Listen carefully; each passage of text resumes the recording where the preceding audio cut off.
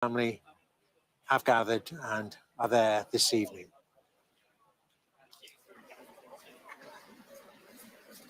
Yes, good evening from Balmoral, where this evening the Queen is at peace. She is surrounded by Prince Charles, King Charles, now Princess Anne, Prince Edward, Prince Andrew, also Prince William is here, and we are told that Prince Harry is on his way now from Aberdeen Airport to here in Balmoral.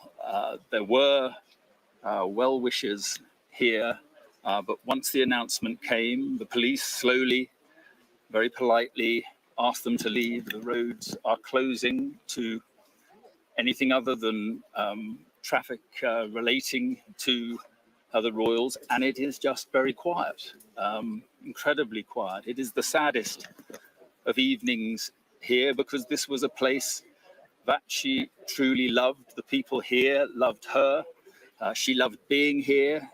The statement said she died peacefully. This was a place she was often living peacefully. She loved the peace of this place. She loved the countryside here. She loved the fresh air, and she loved the one commitment that she had here, which was the Braemar Highland Games, and she enjoyed the culture of the place, and she just loved being here. So it is an enormous sadness this evening to people here, but of course to people right across this country. And I think I mentioned that King Charles and the princes and princesses are here, but it's worth remembering that they are also sons and daughters and grandchildren, and this is an evening when,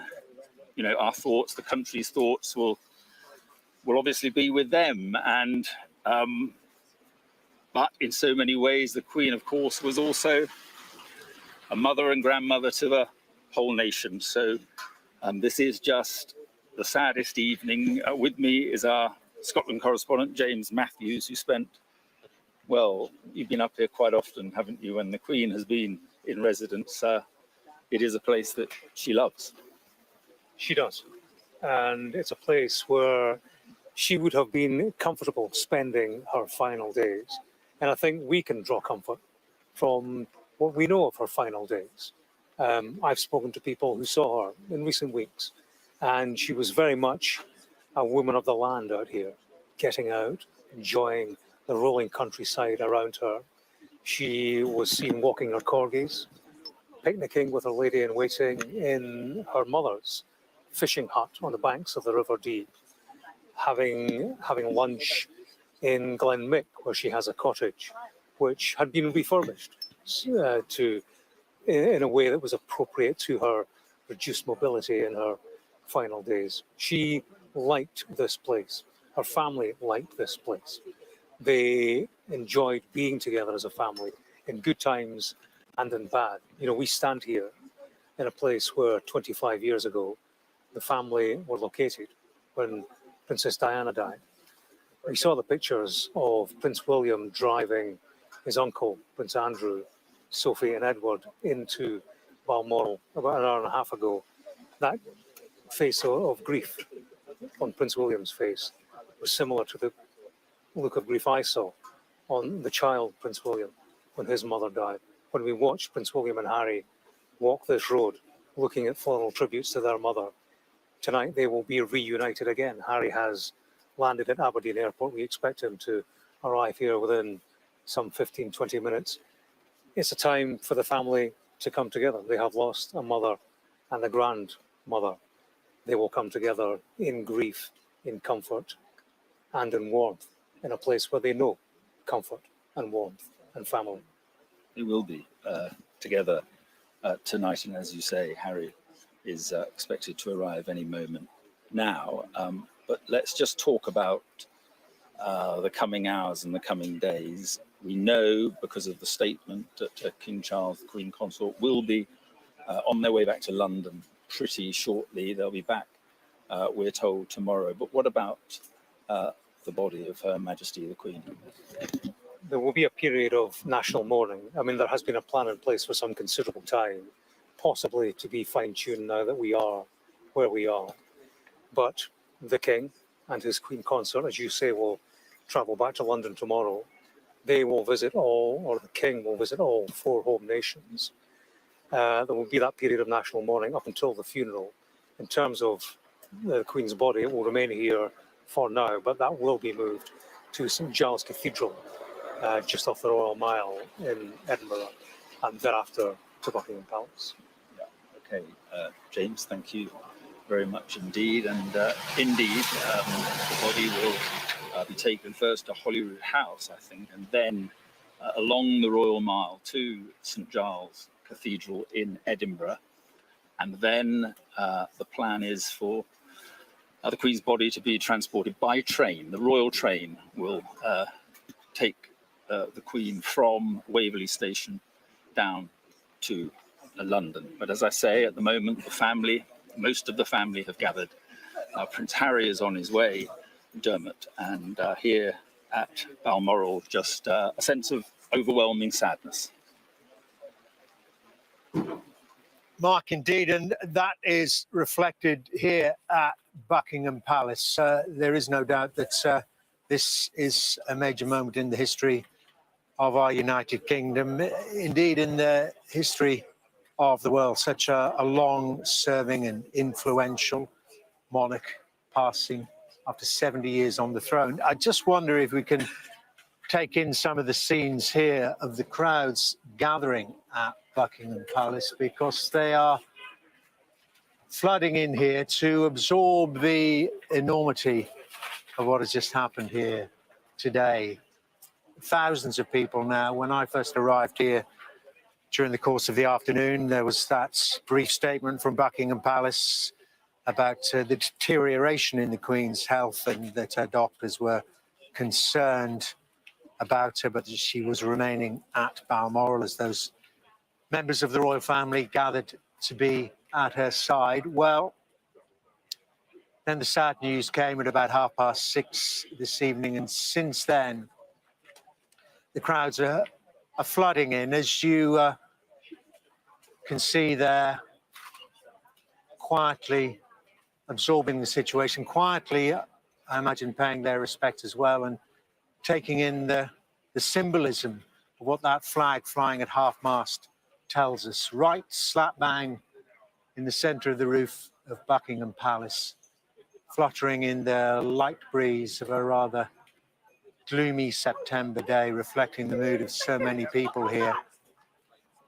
And behind me in Green Park, which abuts Buckingham Palace, hundreds of people making their way down to take in the scenes, to say that they came to Buckingham Palace to see for themselves, to read for themselves the short formal statement which is posted on the gates of royal palaces on the major occasions, and there's none more major than this, the simple statement saying, as Her Majesty would have wished, I'm sure, that the Queen died peacefully at Balmoral this afternoon, posted up there on the gates.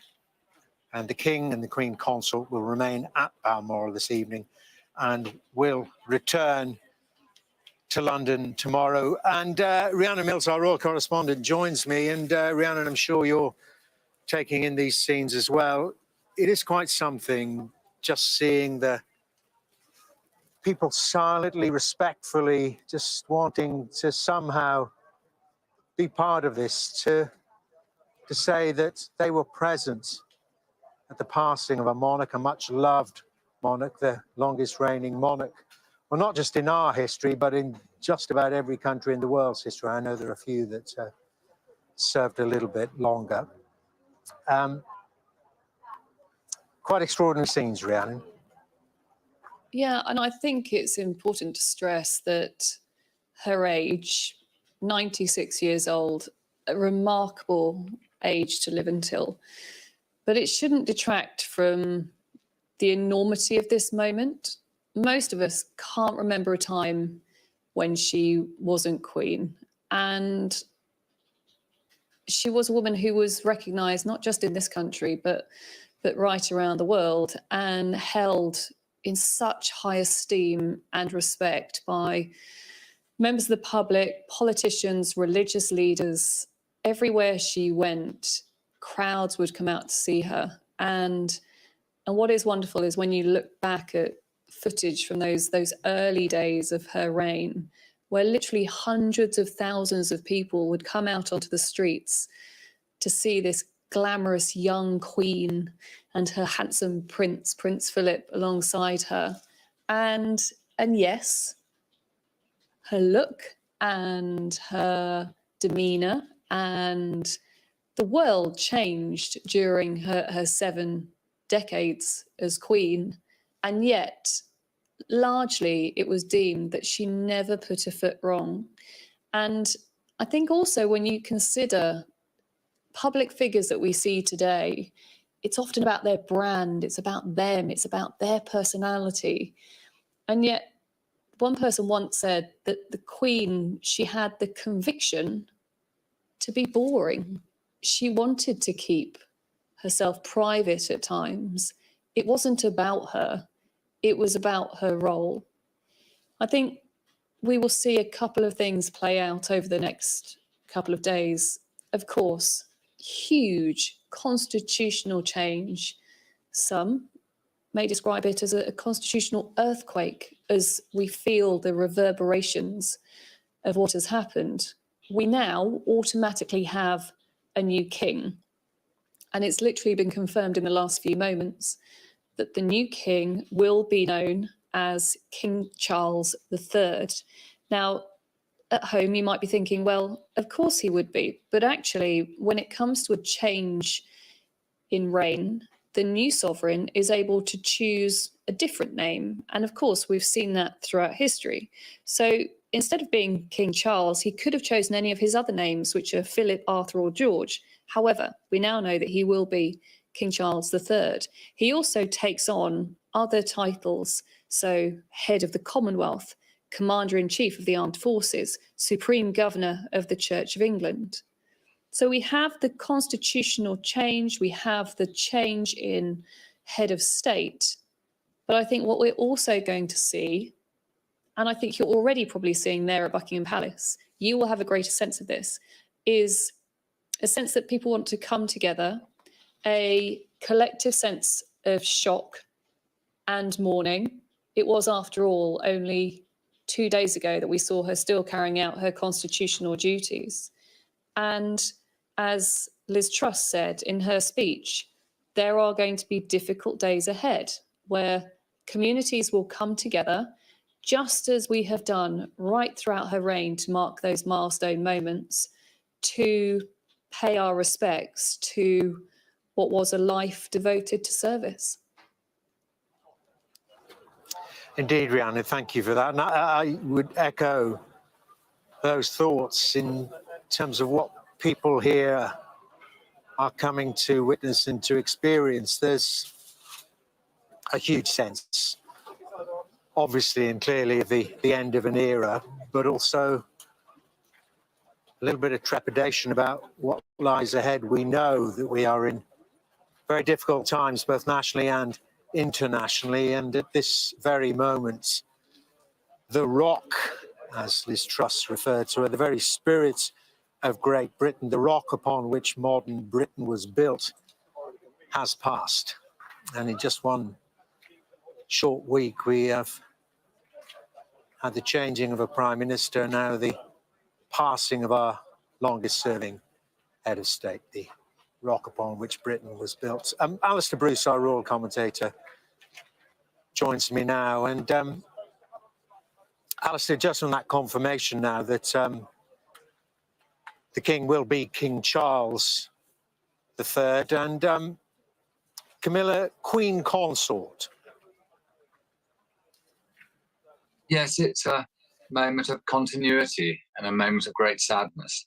I think for a nation recognizing that the Queen is now dead, it must be a great shock for the new king that instantaneously, while he fathoms the loss of his mother, There will be red boxes to be dealt with.